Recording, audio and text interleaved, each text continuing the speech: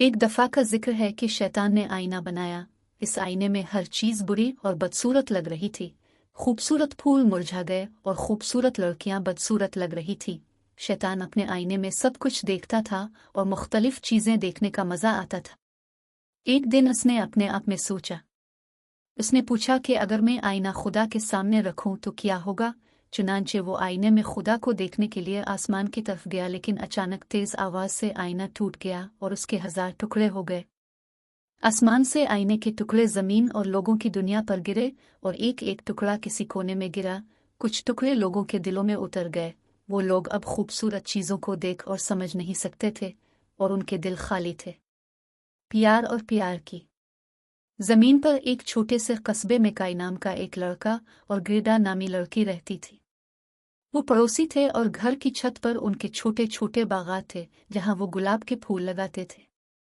वो हमेशा एक साथ खेलते और डरा करते थे और अच्छे दोस्त थे। एक दिन ग्रीटा और काई एक कहानी की किताब पढ़ रहे थे और उसकी तस्वीरें देख रहे थे जब चर्च के टावर की घड़ी ने 5 ज़रबे लगाए। काई ने आसमान की तरफ देखने के लिए सर उठाया। फरमाया, गिरडा, देखो, अजीब और चमकदार ज़रात आसमान से गिर रहे हैं। इसने अभी बात खत्म नहीं की थी कि वो दर्द से पुकारा और बोला, आह! एक तेज चीज मेरे दिल और आंखों में धंस गई। गिरडा ने तशवीश से कहा, क्या हुआ? कैसी हो? काई, जो बिल्कुल बदल गया था, आंखें रगड़कर सर्द लहजे में बोला, तुम कितना शोर मचा रहे हो, चुप रहो। और फिर अलिफाटे कर उन गुलाबों को जो एक साथ लगाए गए थे। गिरडा ने कहा, तुम क्या कर रहे हो?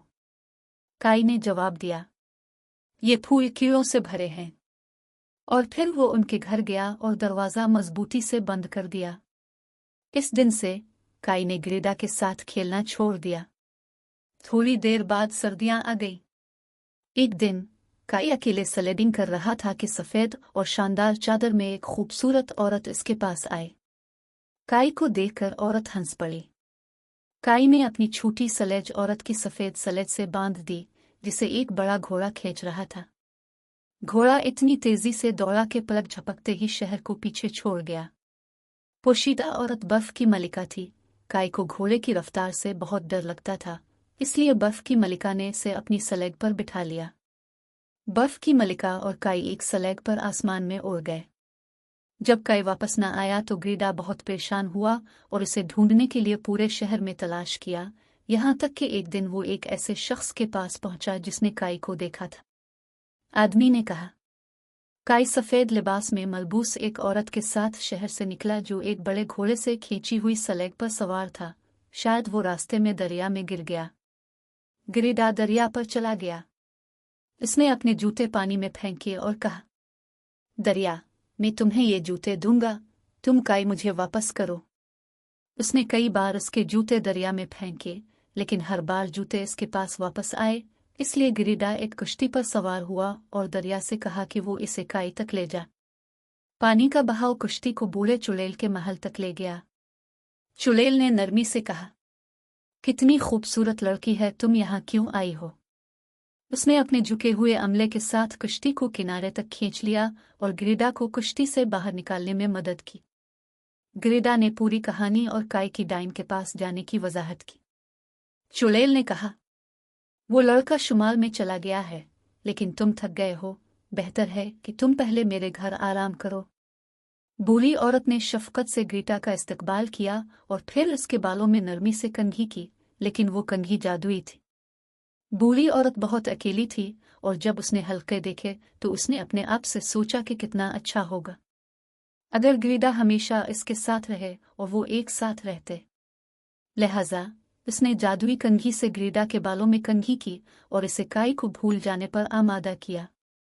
इस तरह ग्रीडा ने सब कुछ भूलकर बूढ़ी औरत के साथ नई जिंदगी शुरू की। एक दिन ग्रीडा बाग में गुलाबों के दरमियान खेल रही थी कि अचानक उसकी उंगली में उस तरह फंस गया। उसे अचानक सब कुछ याद आ गया और बोली, ये वही गुलाब है जो काई और मैंने लगाया था, मुझे जाकर उसे ढूंढना चाहिए। ग्रीडा डाइन के घर से भागी और शुमाल की तरफ चली गई। सड़क के बीचों बीच हुआ ठंडी हो गई और हुआ चलने लगी। बर्फ के तौदे एक एक करके नीचे आकर जमीन पर बैठ गए, हालांकि वो सर्दी से कांप रहा था। एक कौवा दरख्त पर बैठा करा रहा था तो उसने कौवे से पूछा, मिस्टर करो, क्या आपने काई को नहीं देखा?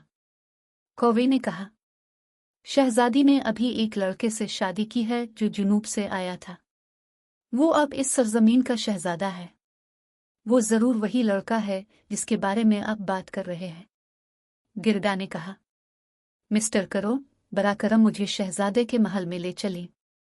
कौवे ने कहा, मेरे दोस्त का महल के सहन में घोंसला है, हम इससे मदद ले सकते हैं।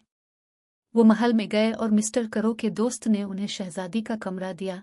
गिरदा ने दरवाजे पर दस्तक दी और खुशी से काई को पुकारा। शहजादे ने दरवाज़ा खोला और कहा, तुम कौन हो? लेकिन वो काई नहीं था। गिरदा बहुत मायूस और उदास थी। गिरदा ने इससे मुआफ़ी मांगी और शहजादे और शहजादी को कहानी सुनाई, जिन्होंने मेहरबानी से इसे काई के पीछे चलने के लिए एक खूबसूरत घोड़ा, खुराक और कपड़े के साथ एक बड़ी सुनहरी सलेग दी। गिरदा ने उनका और कौवे का बहुत शुक्रिया अदा किया। शहजादे ने गिरदा से कहा, मुझे यकीन है कि आप करेंगे। और गिरदा अपने मेहरबान दोस्तों को अलविदा कहने के बाद दोबारा शुरू हुआ। गार्डा की सलेग तेजी से शुमाल की तरफ बढ़ रही थी, यहाँ तक कि एक दिन वो तारीक जंगल में पहुंच गई। जब सलेग ड्राइवर जंगल से गुजरने ही वाला था कि चोरों के एक ग्रुप ने उन पर हमला कर दिया। चोरों ने अपनी तलवारों और खंजरों से सिल को घेर लिया। चोरों में से एक ने गिरदा को कैद करना चाहा, लेकिन इसी वक्त चोरों के सरदार की बेटी सामने आई और कहने लगी, रुको, ये लड़की मेरी है, चुल्लू मेरे कमरे में चलते हैं। गिरिदा, जो बहुत डरी हुई थी, लड़की के पीछे चल दी। लड़की का कमरा देखकर गिरिदा हैरान रह गई और बोली, वाह, कितने कबूतर हैं, क्या खूबसूरत हिरन है। लड़की के कमरे में सैकड़ों कबूतर थे और उसकी दोस्ती एक कुतबी हिरन से थी। इसने, जो गिरदा की आमद से खुश था, इसके लिए आग पर बारबेक्यू बनाया और मेहमान नवाजी के साथ इसका इस्तकबाल किया। जब वो आग के पास बैठे, गिरदा ने अपने नए दोस्त को अपने सफ़र की कहानी सुनाई। लड़की ने कहानी सुनकर कहा कि क्या दुख भरी कहानी है। एक कबूतर ने कहा कि काई बर्फ की मलिका के साथ शुमाली सरजमीन पर गया होगा। हिरन ने यह भी बताया कि सुनो क्वीन का महल शुमाल में वाक़ है और ये यहाँ से बहुत दूर है। चोरों के सरदार की बेटी ने कुतबी हिरन से कहा, गर्दा को शुमाल की तरफ ले जाएं। हिरन रास्ते पर रुके बगैर शुमाल की तरफ भागा। जब भी गर्दा को भूख लगती वो खाना खा लेती जो चोरों के सरदार की बेटी ने से दिया था, क्योंकि ये शुमाल की तरफ बहुत दूर था। थोड़ी देर बाद गिरदा के पास खाने के लिए कुछ नहीं था, लेकिन इसने भूख और थकावट को बर्दाश्त किया क्योंकि वो काई को बहरहाल ढूंढना चाहती थी।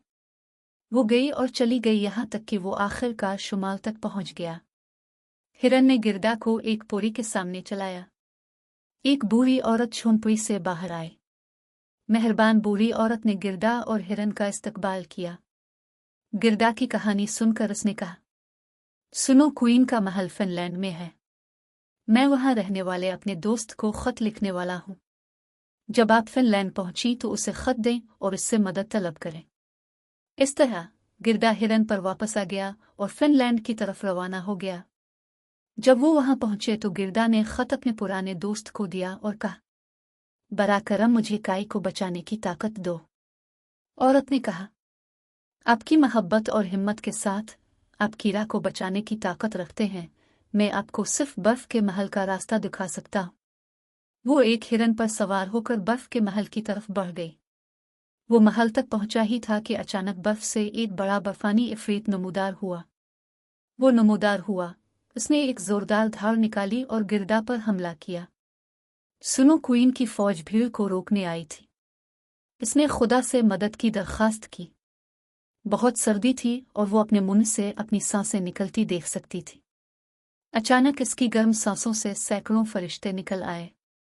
छोटे सुनहरी फरिश्तों ने अपनी तलवारों से बर्फ के इफरीत पर हमला किया और गिरदा की हिफाजत की। फरिश्ते ने राकेशों को शिकस्त दी और जिमी हुई गिरदा को गर्म किया, यहाँ तक कि वो आहिस्ता आहिस्ता बेहतर हो गई और अपने रास्ते पर चलने के काबिल हो गई। आखिरकार गिरदा सुनो क्वीन के महल में पहुंच गया। महल सूरज की रोशनी में हीरे की तरह चमक रहा था, लेकिन चूंकि यह बर्फ और बर्फ से बना था, इसलिए बहुत ठंडा था। वो भागकर उसके पास आई और कहने लगी, काई। लेकिन काई, जिसका चेहरा बर्फ की तरह ठंडा और सफेद था, ने जवाब नहीं दिया। गिरदा ने पुकारा, काई, क्या हुआ? आप मुझे कैसे नहीं जानते? काई के सीने पर गर्म आंसू गिरे। काई के दिल में पेवस्त आईने का एक टुकड़ा उसके सीने से निकला। काई ने अचानक गिरदा को पहचान लिया। गिरदा, उसने नम आंखों से कहा। इसके आंसुओं के साथ इसकी आंखों से आईने का एक और टुकड़ा निकला। वो दोनों एक साथ रोए और उनके आंसुओं से बर्फ का महल पिघलने लगा। ग्रेटा ने कहा, काई, आइए घर वापस चलते हैं। वो बर्फ के महल से भाग रहे थे कि अचानक बर्फ की मलिका आई और कहने लगी, काई, मैं तुम्हें भागने नहीं दूंगा। ग्रेटा ने दुआ शुरू की, खुदा बरा करम हमारी मदद करे। ग्रेटा की दुआओं से बर्फ का महल मजीद पिघल गया और सुनो क्वीन ने हथियार डाल दिए। बर्फ की मलिका ने अफसोस से अलविदा कहा और बहिफाजत आसमान पर चली गई और सूरज की रोशनी में गायब हो गई। गिरदा ने काई से कहा, आइए एक साथ दोबारा गुलाब लगाएं। वो हाथ जोड़कर घर गए और उनकी दोस्ती फिर से शुरू हो गई।